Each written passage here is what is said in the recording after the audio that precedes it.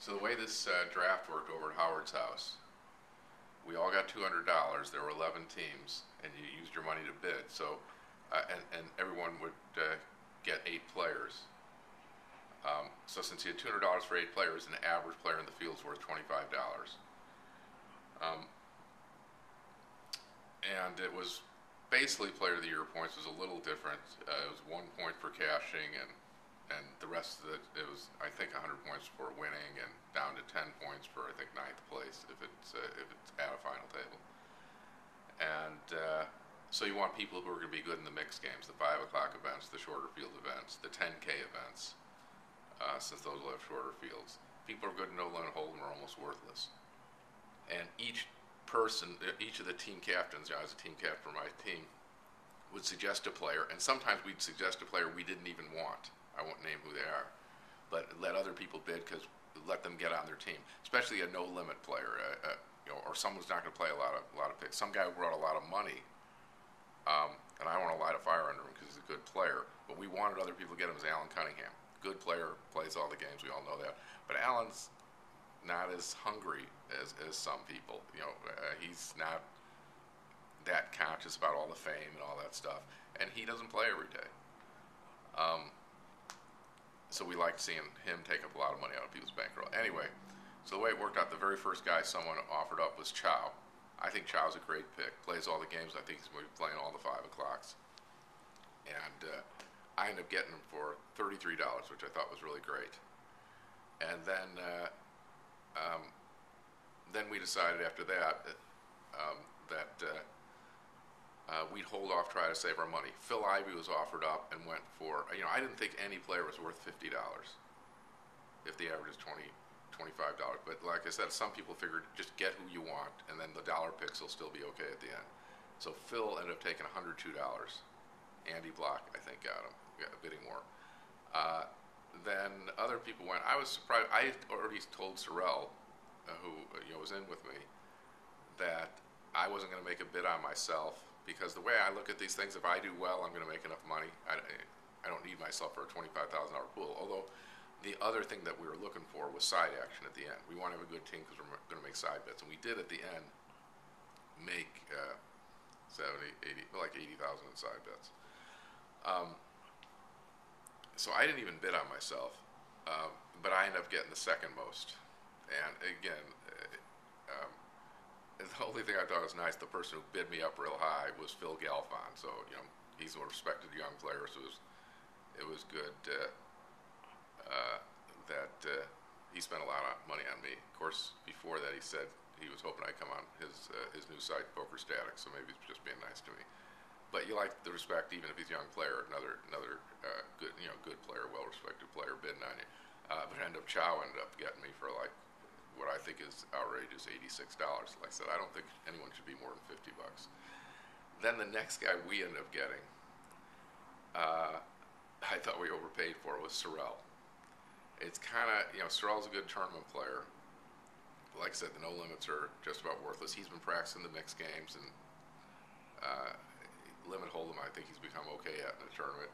He's pretty pathetic at the stud games.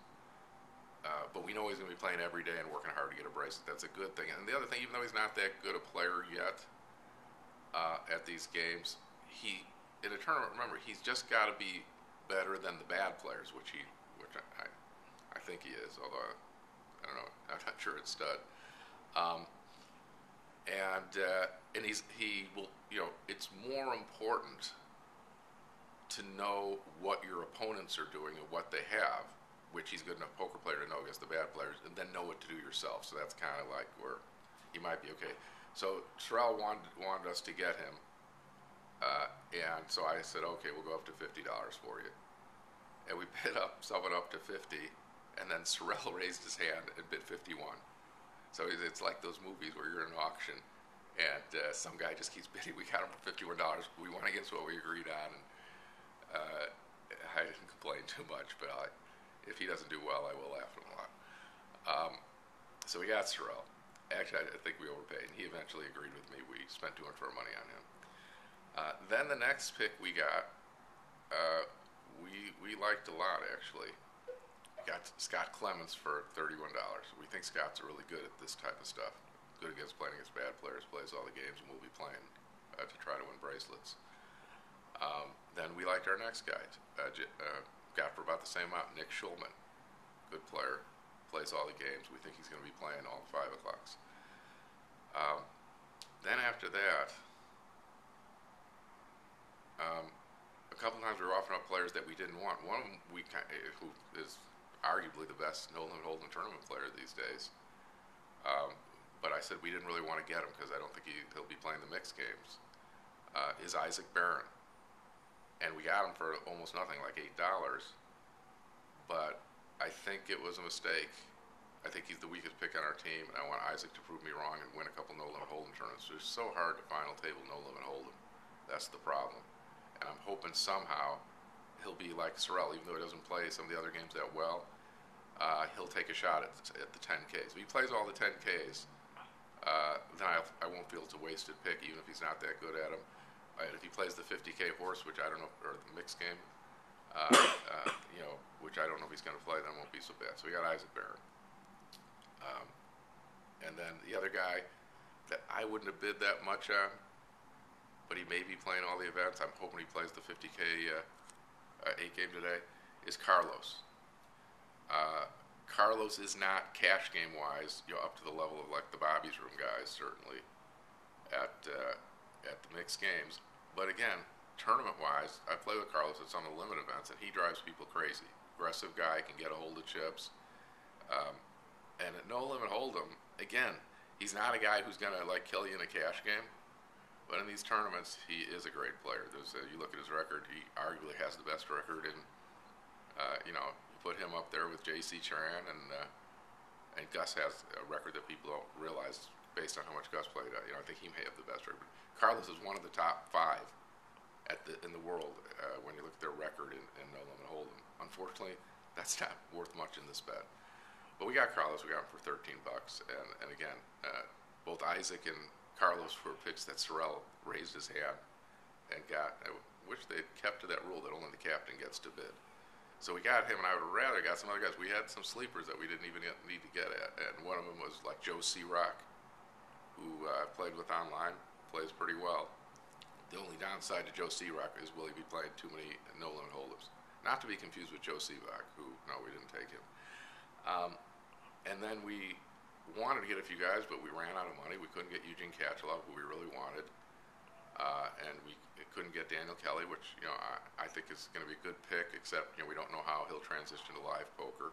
But obviously online, he's a pretty formidable guy. And then as our last pick, and this is a question one, it was one of Sorrell's young guys that we knew no one else would bid on. So we could get him for $1. But he says he's going to be playing a lot of events, and we'll see if Sorrell's right. And if he's not, I'll get to hold it against Sorrell for a while.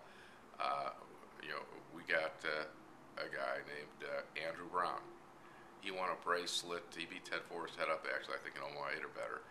I played a little bit with him in like the 100-200 mixed game on Stars, and his stud games didn't impress me that much. But he tells Sorrell he's been doing real well on full tilt. I obviously haven't played with him there. And sometimes what happens, I think I played a little with him in the tournament. He won his bracelet, and I know Ted told me about him. He wasn't that strong, but we always have this thing with some of these young guys. You can get fooled where maybe when they're 21, 22 years old, I don't think they're at a certain level, but 1 year when they're playing all the time at that age can turn them into really great players. And this guy's apparently been making money, and we're going to see he's like our guy. We could have just saved only $1 for him. No one would have bid against him. Except, we had a couple guys like that we knew the only one who was going to bid against us was Galfond, because the older guys weren't going to know who he was. But anyway, so that's our team. I think we have the second best team. Eric Lindgren, I think, he didn't make a pick until halfway through the field, and then he got to outbid us on a few good guys. I think he got Marco Johnson, which I thought was a good pick, and I think it was his young guy partner. See, what way it worked is a lot of us old guys took a young guy partner. Eric Lindgren, old guy. How old is Eric now? Like 32 years old or something, 33. He's an old guy now. Anyway, so that's it. So let's see how our team does. And like I said, even though 25,000, first place 200,000. and I have to split it because Terrell and I each took half. That might not be a lot of money, but we have these side bets too, so that's more money, and we might end up having to get more side bets. That's the way the stuff works. You have a team, and then you start arguing with someone, you get another bet.